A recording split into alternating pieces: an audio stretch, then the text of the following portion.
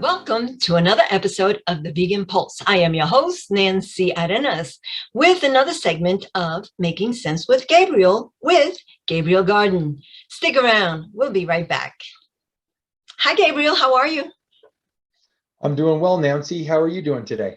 I'm doing good. Thank you for asking. My question today is, are calories in and out all that count in weight loss on plant-based diet? Wow, great question. And I like the whole flow of the question there. Those words all really worked well together.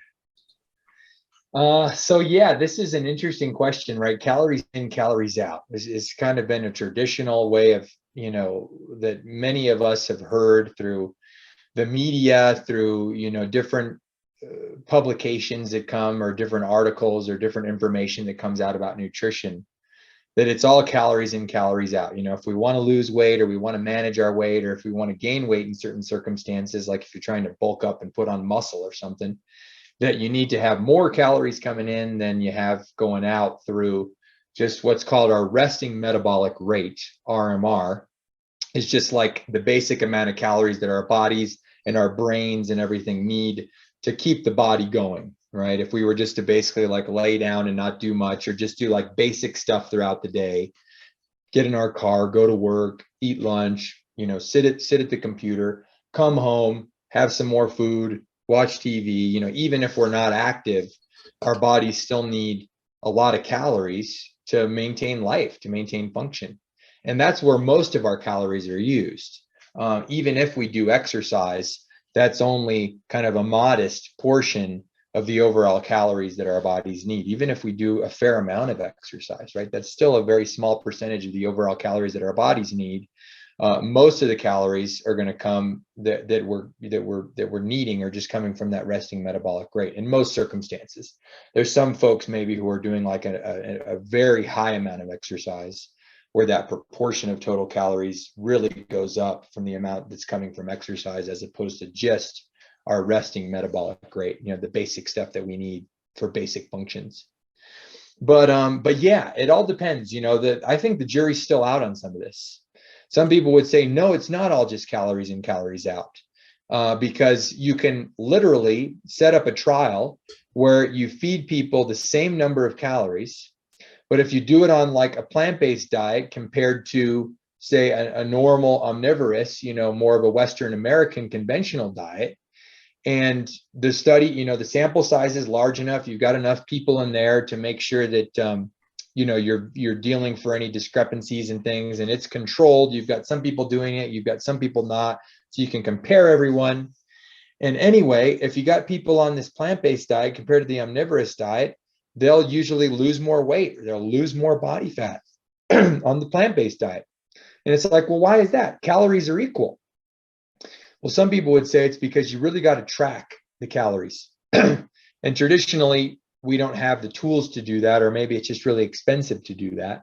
But one thing fiber will do, if you're on a vegan or a plant-based diet, excuse me, got a little something in my throat, is that fiber, to some degree, it acts as this thing that's going to carry. That's why fiber is so important for keeping our digestion regular and normal and healthy, and making sure that we don't get constipated, because it helps to move everything through our gut.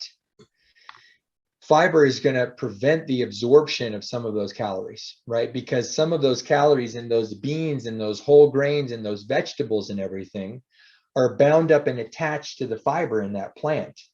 And when we chew them up, we're breaking that down, and so that our bodies can then, through the stomach and then through the intestines, everything that happens in our digestive tract, can break down and absorb those calories. But still, our mouths and our teeth are only so efficient, right? And so when we're chewing those things up, even if we're chewing well, some of those calories are just going to get bound in that fiber, and they're going to get carried all the way through our gut, and then we're going to eliminate them in the bathroom. And so we don't absorb them all. And that's really great news, because most of Americans are carrying around excess pounds, pounds that we don't need, pounds that aren't promoting better health, pounds that are weighing down our joints and increasing inflammation in the body, all that excess weight. And so most people if they had the choice to like easily, you know, if they could just snap a finger and lose weight, they'd say, of course, I'd lose a few extra pounds if I could. And for many people, it's more than just a few extra pounds. And the great thing about fiber is it's going to, number one, foods that are high in fiber are naturally usually lower in calories than foods that are much lower in fiber. So there's less calories that we're taking in when we're eating. And then it's preventing some of the absorption of some of those calories because the fiber is just going to bind it and it's going to pull it through our gut, right? And so again, for somebody who wants to be on a really high calorie diet, say they're an athlete, they're exercising a ton, or they're like a power lifter or a bodybuilder, right? And so they need to be consuming huge amounts of food and they want to be absorbing tons of calories. They should still be eating a lot of fiber because fiber and whole plant foods are essential for good health. But they can afford to incorporate more low fiber foods. Now, I would still say do it all with plants, don't do it with animal products, but they can eat some more processed animal-based foods, right? Like bread and things like that are going to have less fiber, but they're going to have more calories. And plant-based meats and things like that, right? Again, more calories and less fiber. But for most people who want to lose weight, or at least have trouble keeping the weight off if they've gone through a weight loss journey and then they're like, oh man, it's so easy for me to pack the pounds back on. What do I do? You got to increase the fiber in your diet. And how do you do that? Fiber only comes from plant foods. So you got to increase the amount of plants that you're eating. Again, go plant-based, go vegan.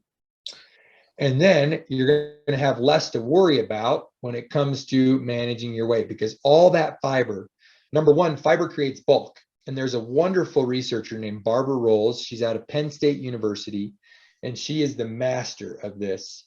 She's done hundreds of studies that she's published in high quality, peer reviewed scientific journals. Barbara Rolls is her name, Dr. Barbara Rolls. And it's all about calorie density, right? And so again, many whole plant foods like fruits and vegetables and beans and whole grains, they tend to be fairly modest or low in calorie density, but they're really high in fiber. Again, they're high in water. Things that are high in fiber and high in water content are usually low in calorie density. And then things like nuts and seeds and oils and stuff like that, nuts and seeds also are rich in fiber, but they're much lower in water content. They're much higher in calorie density. Very good for our health. We should definitely be incorporating nuts and seeds, and it's fine to incorporate things like olive oil as well, extra virgin olive oil. But those are foods, because they're so high in calorie density, we need to be modest with the amount that we eat. You know, again, unless we're some extreme athlete, we're burning tons of calories or we're trying to bulk up and build muscle, then we can afford to eat more of those high calorie density foods. But for most people, they want to predominantly be eating low calorie density foods and then just supplementing, you know, small amounts of high calorie density foods like plant-based meats, like nuts and seeds, like oils, because those things can add nutrients to our diets, and they also add a lot of texture and flavor to make the food more interesting, right? Sprinkling some nuts and seeds on a dish, cooking our food with a little bit of olive oil because it's going to add that flavor punch, and it's also going to add that little bit of extra fat that helps to unlock a lot of these vitamins that when we add a little bit of fat to a dish, it helps us to better absorb, especially the fat soluble vitamins like vitamin A, D, E, and K. When we add a little bit of fat to a dish, we better absorb those vitamins. So that's something wonderful. And then the bonus is the food tastes really great.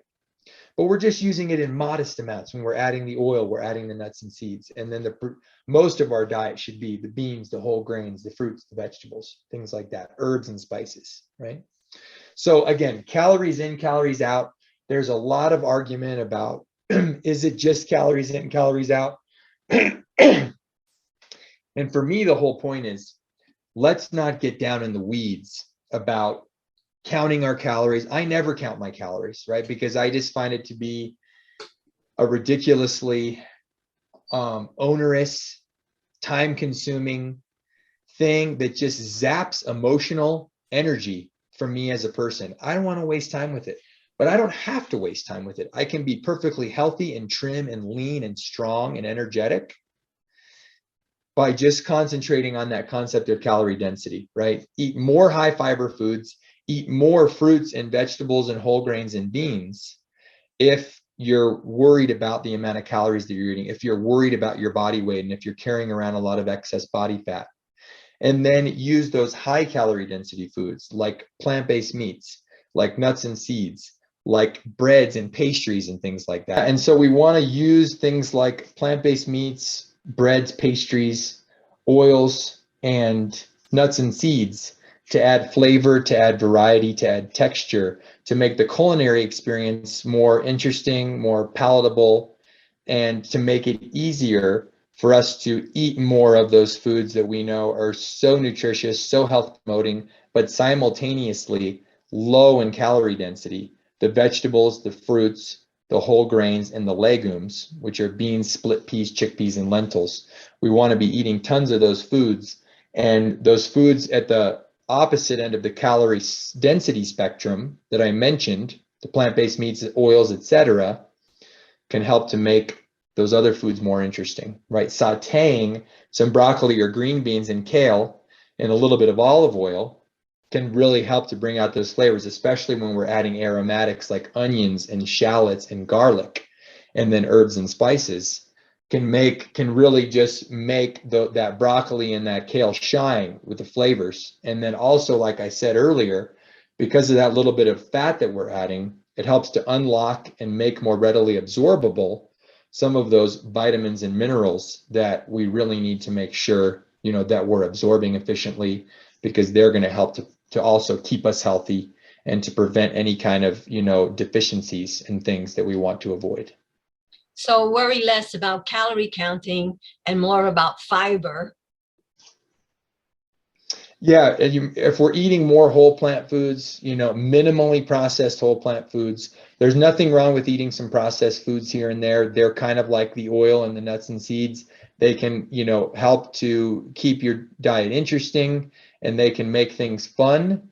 But we want to be eating as many of those whole plant foods as possible. And because those whole plant foods are simultaneously low in calorie density and high in fiber, you basically don't have to worry about your weight so much or at all when you really concentrate on eating the right foods or incorporating more of those really wonderful health promoting foods into your diet, and then worry less about, oh, I need to be eating 2,000 calories, 1,800 calories, and then I've got to track all my foods in MyFitnessPal or Chronometer or another platform like that where people literally log everything that they're eating every day.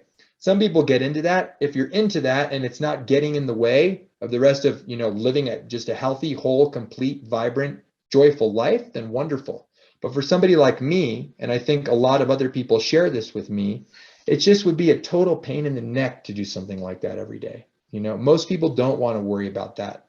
So we can take all that stress and worry and anxiety and just extra wasted time away if we just concentrate on incorporating more of those healthy whole plant foods, and then squeezing out, number one, the animal products, number two, ultra processed foods. So we're thinking about things like pastries and cookies and cakes and all the fancy chips like the Cheetos that are covered with all the wild food coverings and everything, right? Colorings. We want to start to minimize those foods, again, as much as we can. There's nothing wrong with a little bit, but when those foods start to take over and they start to become the bulk or the majority of what we're eating a lot of those foods, that's where we're going to run into more weight issues, and we're going to run into more risk for chronic disease. We want to be getting as many of those healthy whole plant foods in as we can, and then everything else, really, it fades into the background. We don't have to worry about calories. We don't have to worry about weight management, because the body takes care of itself. All of that takes care of itself when we're getting enough of the really health promoting foods into our diet.